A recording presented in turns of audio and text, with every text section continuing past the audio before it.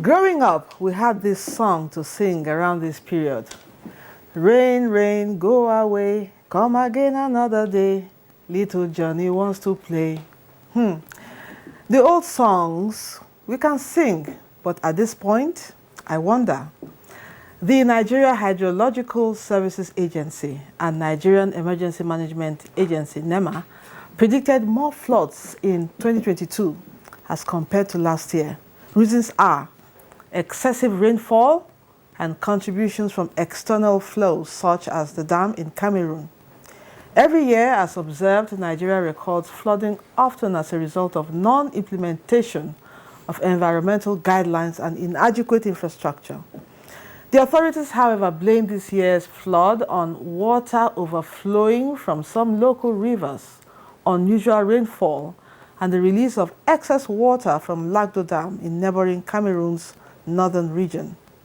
The Director General NEMA, speaking on flood situation in Nigeria, said 29 states, including the FCT, have experienced heavy flooding, with more than 500,000 persons already affected, indicating that more than 300 lives have been lost. Over 500 persons are seriously injured, with more than 100,000 others displaced and living either in temporary shelters, including schools, other public buildings, amongst the benevolent host families. He made it known that the Lagdo Dam operators in the Republic of Cameroon have commenced the release of excess water from the reservoir at around the 13th September 2022, which was communicated to them by the Nigeria Hydrological Services Agency, NISA. Now, the release of water from the dam has increased the downflow to Nigeria, thereby inundating communities that have already been impacted by heavy precipitation, complicating the situation further. Consequently, a call for collective work towards a lasting solution to the annual threats of flood was made. On the program today, Nigeria Today, our discussants will shed more light on the flood situation in Nigeria and what can be done to safeguard lives and properties. Welcome to the program. I am Lydia Odije Ochi.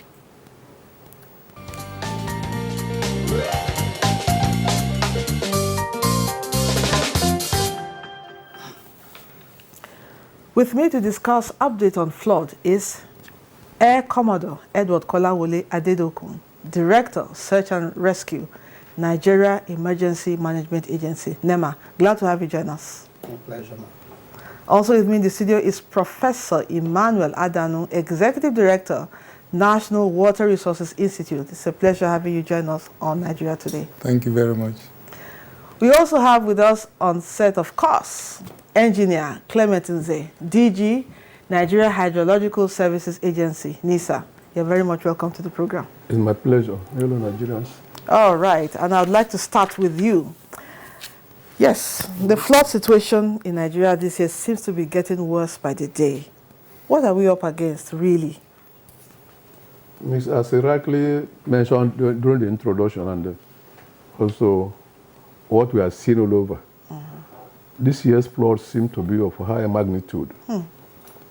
And is progressing or has progressed in line with the predictions we made earlier. But what we are seeing is that it may mainly aggravated by rainfall within Nigeria,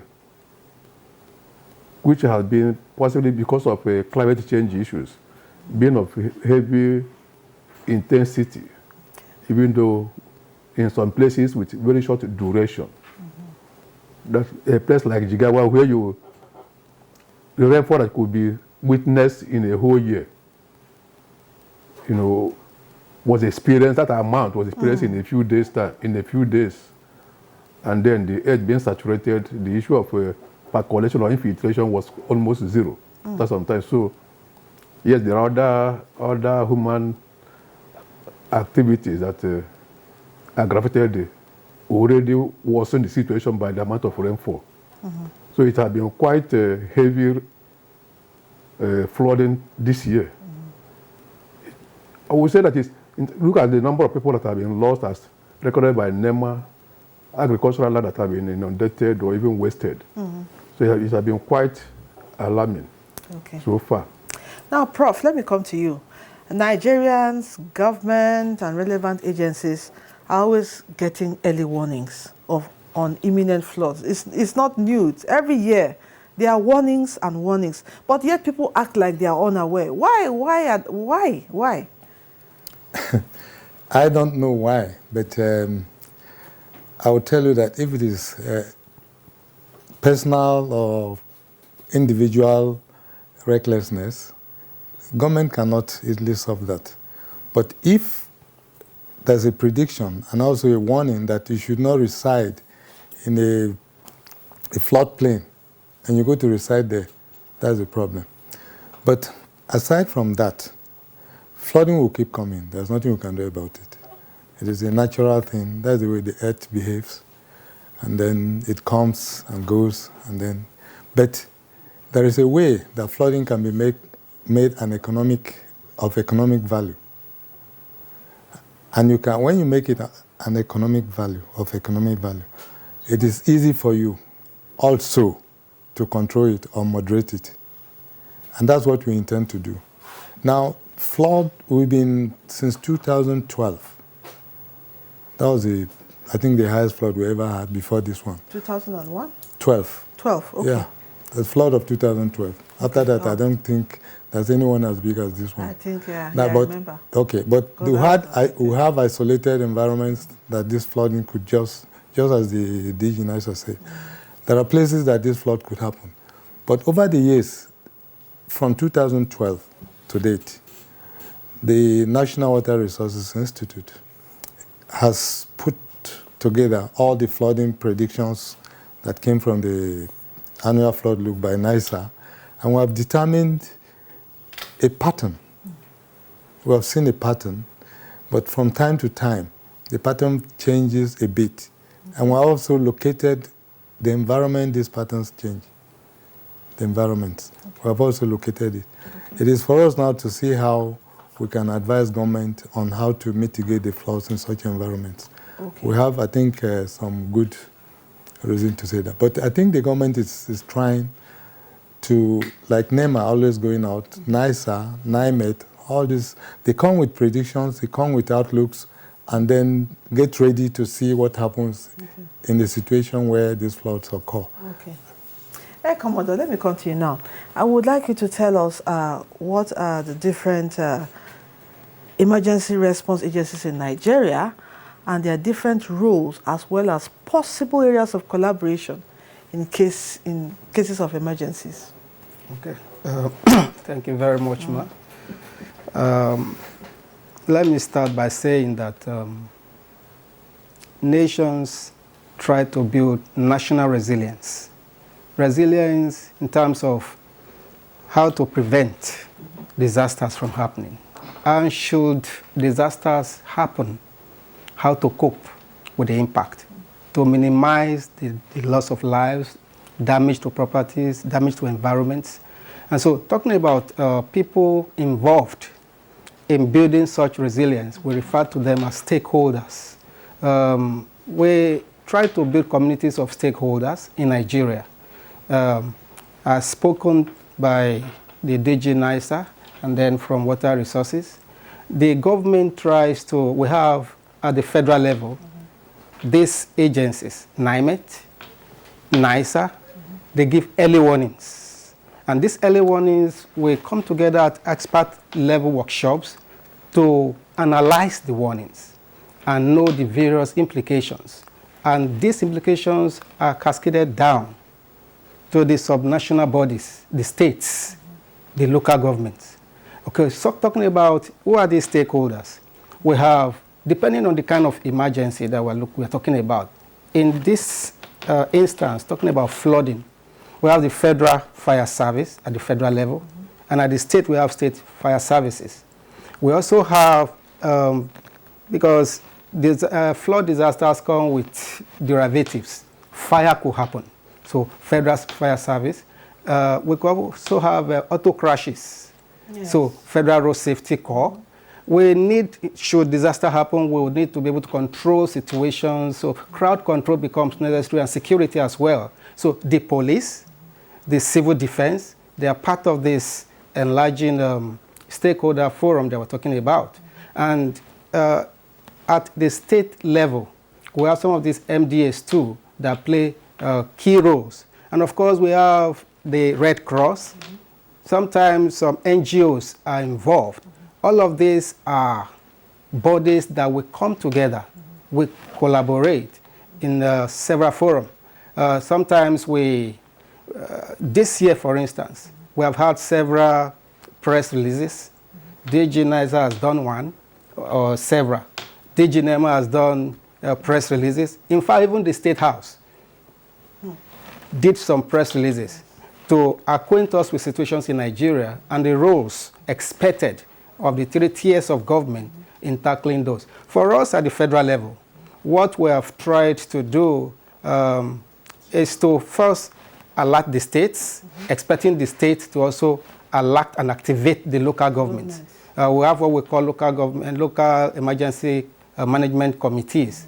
Incidentally, in Nigeria, we have not fully understood the structure of disaster risk reduction in terms of governance. So most of our states are not that active when it comes to state emergency management agencies. And when it comes to local government LEMCs, we call them, local emergency management committees, we do not have up to 10 states that have such in Nigeria. DG, like he's just talking about awareness, creation of awareness, sensitization. Okay, now, are we trying to say in this regard that the state governments are not living up to expectation? Are they the reason why Nigerians are not aware or proactive against flood disasters? Like the Ekobode mentioned, disasters occur at the local level. We have to stop nationals. At the federal level, where we have these federal government establishments that do the prediction, to the best of our knowledge, they do their best. In terms of bringing out the information earlier, they weren't early enough, even giving the details of what needs to be done. It's done early enough. For us as an agency, normally the supervising minister, the Honorable Minister of Water Resources, Engineer Suleiman Adamu, will always issue personal letters to each of the governors detailing the local government areas that have been placed on red alert with regard to flooding. But what happens is that the missing link is that side, the state level. It is better that the state level will activate, because they have certain instruments already in place. They have their own state emergency management agencies. Or those for them may be existing just in name, but there's a provision for that.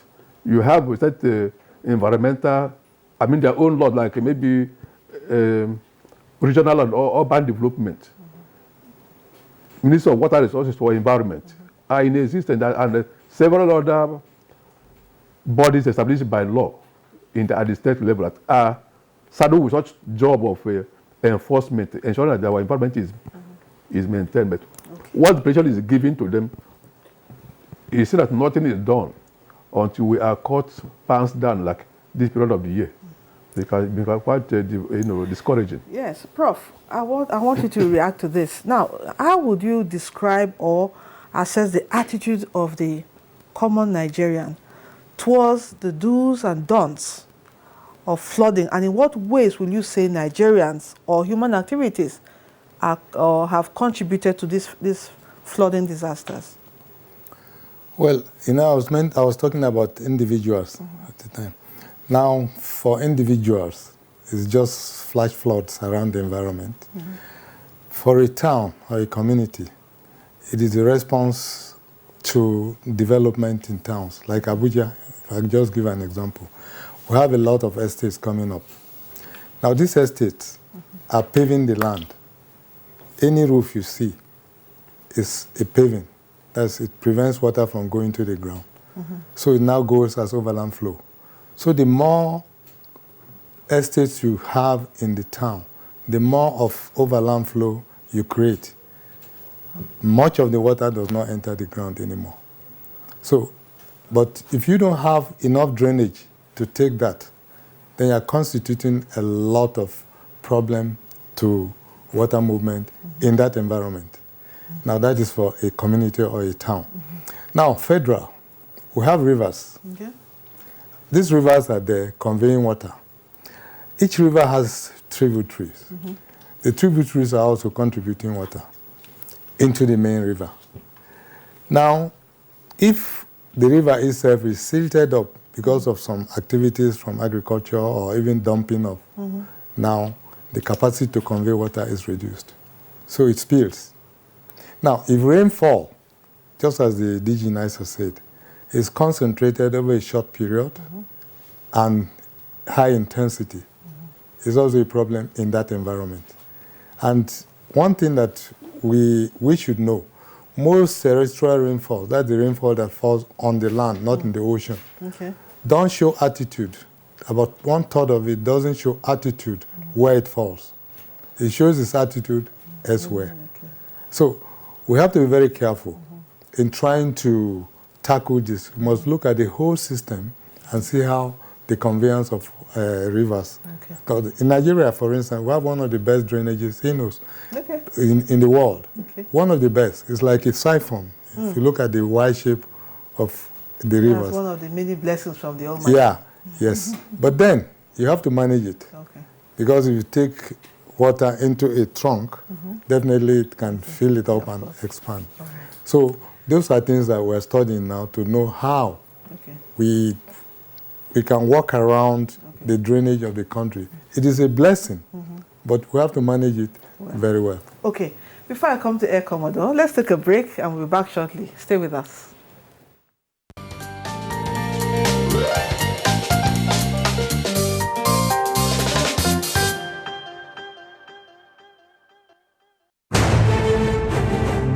This is NTA News 24 broadcasting from Abuja. You can watch us anywhere, anytime on the following platforms. Start Times, Channel 101, Freak TV, Channel 703, GSTV, Channel 419, and Go TV, Channel 46. For more information, log on to our website, www.nta.ng, or join us on our social media handles, Facebook at NTA News 24. For comments, suggestions, and inquiries, send an email to news24@nta.gov.ng or call us on the following numbers. NTA News 24, news and more news.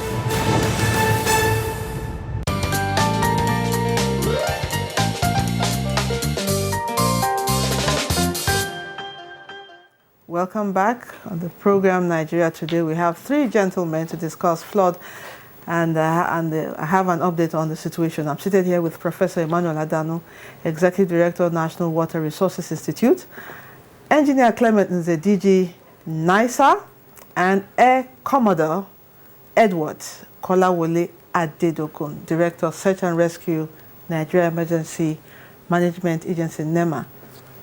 Air Commodore, please can you give us an update of recent flood disasters or flooding in the country? Okay, I will try to summarize. Okay. Okay, as at today, over 29 states have been affected by the flood situation in the country. And prominent among the states, you talk about Adamawa, talk about Jigawa, talk about Kano, talk about Niger. We also have Sokoto, of course Taraba. These are very visible samples of states that have been greatly affected. And beyond that, like you said in your introduction, over 300 persons have been eliminated, over 500 injured, seriously injured. In terms of displaced persons, over 100,000 displaced persons, not talking about farmlands that have been swept off. These are some of the updates we have in terms of the flood and the affectations in the country right now. I don't know talking about what is NEMA doing about this. Okay. We have reached out to states earlier, but NEMA is not going to wait any longer. So we have activated our resources. We have territorial offices, we have operational offices, we have zonal offices spread across the country. These offices have been activated to begin to interface with the people, to begin to bring, to amplify the earlier warning, earlier sent across, and to begin to move from markets to communities, to streets, to schools, and to prepare the people. With the opening or release of the dam from Lagdo, from Cameroon, the already escalated issues of downpour from heaven is going to be further compounded. So get ready. Those that need to move from floodplains to safer ground, higher ground, that information is going on. We're also believing that the states are going to collaborate with us. On a very positive note, we are currently working with the state emergency management agencies. We have a platform where we interact, and we have tried to encourage that each of these states also showcase what they are doing. Okay. So that brings about, okay, state aid is doing this, let me also show what we are doing. Okay. Okay. Yeah, Prof, I actually said earlier that the last time we had this kind of situation was in 2012. That's like 10 years ago. Yes. Because I remember I was personally affected. In fact, my house was submerged totally in Makurdi, Benue State. Yeah. Now, are we trying to say this is something that will be happening every 10 years, engineer? We can't say for certain. Now, what we talk about the return interval of a certain rainfall or magnitude of rainfall, like that of 2012. Even 2018, we said, I said about to be about 100 or 80 year return interval. But within 6 years rather, 2018, we had flood issues almost to that of 2012. Only that there was no rise of water from Lagdo Dam. Okay. If not, it could have been more catastrophic. I recall that following our warnings and updates we were given, about 14 states flagged declared the state of emergency in 14 states. I remember the Vice President fly to several states in the country. Niger, Benue, several of them. That was 2018, about 6. So we can't say for sure whether it will be maybe another 10 years time, or it depends on on what do you call it, the Global climate. warming? Yes, Okay. it could occur. Or with the way short- the short Almighty period. designs it. Okay, is true. Prof, final words. What could be, or what advice, or what should be the role of citizens in situations like this? Well, with proper enlightenment and sensitization, they should keep off any action that will clog the environment, and also respond to calls, not to reside on waterways. When they call it waterways, it belongs to water. To water. So water you leave must it, find its way. just leave it for water. But there's one thing that we need to do generally. After 2012, we have identified certain pattern, as I said. Now, in 2012, the Lagdo Dam was filled and they released. But today, most of the flooding that we are experiencing have nothing to do with the wing of Lagdo Dam. It's amazing. Yeah. Lagdo Dam's own will come through the Benue. If you don't know, Benue has more water in terms of specific yield than Niger. Yeah. Okay. So, Lagdo Dam, if at all they should release water, then the water, the internally generated water within the Benue axis, additional to that, will surely flood areas down. Okay. But other areas that don't have any direct link with Lagdo are getting flooded today. That's true. So, That's true. So those are the things we are studying in the institute Okay. right now in collaboration So with Nigerians should just NISA. read the signs. Just read the sign. and When obey. they tell you don't do this, And obey. don't do it. This is where we round off. We wish you had more time. Really interesting conversation. But first, let me appreciate our guest, Air Commodore Edward Kolawole Adedokun, Director, Search and Rescue Nigeria, NEMA. Thank you so much. Thank you very much. Thank you so much for coming, despite your tight schedule. And the Director General, Nigeria Hydrological Services Agency, Clement Nze, really appreciate you. Thank you for coming. Thank you, it's my pleasure. And Professor Emmanuel Adano, Executive Director, National Water Resources Institute. It's a great pleasure to have you with us. Thank you very much. And to you, our viewer, you've always made us proud with your comments. So we'll do more to keep you up to speed with the latest developments in our country. Remember, you can also watch this episode and other ones at www.youtube.com/NTA News 24 Hub. I am Lydia Odidiochi. Do have a blessed weekend. See you next week. Bye-bye. Thank you for coming. Thank you so much.